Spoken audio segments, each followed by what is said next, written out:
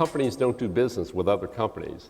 Individuals do business with other individuals. Even with some of the largest bureaucratic organizations, it really comes down to, can you convince one individual in a key decision-making position that he should go to bat for you and sole source a project, sometimes a large project. There have been 3 or 4 times when we woke up one day and we realized that what we were doing was no longer competitive. And so the business model that you put together, business model that may have been effective for the prior 5 years, no longer works. Sometimes it's because of an economic downturn. Sometimes it's because the market needs have changed. Sometimes it's because the competitors have figured out what you're doing and are emulating it very effectively. But you come to the startling realization that unless you do something dramatically different, you're going out of business. Wow. And so it's reinventing what you do and how you do it.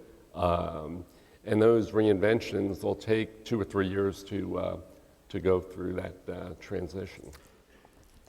We focus on type 3 problem solving.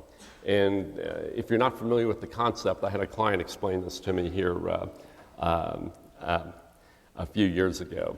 Type 1 problem solving, the client knows exactly what the problem is, the client knows what the solution is, they need somebody to come in and execute and get the job done, turn the crank and do it.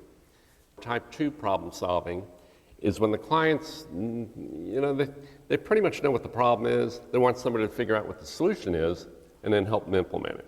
Got it. And type 3 problem solving is when somebody knows that they got a huge issue on their hand, they can't define it, they only know that they need some help, and so that's what we specialize in. Nothing happens until somebody sells something. And so understanding that you have to find a need, you have to figure out how to fill it, you have to figure out how to fill it at a price that people will pay, absolutely critical. The second key I would pass along is follow your passion. Find something that you will do even if you don't get paid for it. And the third key that I would pass along is develop your leadership skills before you need them. All sorts of opportunities to volunteer with various organizations, be it nonprofits, your school, your church, community associations, and you can develop your leadership skills before you need them. And those type volunteer activities give you some on-the-job training, and better you make the mistakes while leading a nonprofit than when you go into business for yourself.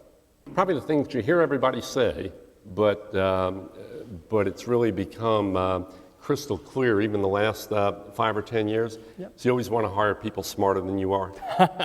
I mean, Yep. and it's absolutely a prerequisite for success. There will always be dark moments, but make sure that you have fun and enjoy the ride, because it's a thrill, and I wouldn't trade being an entrepreneur for anything.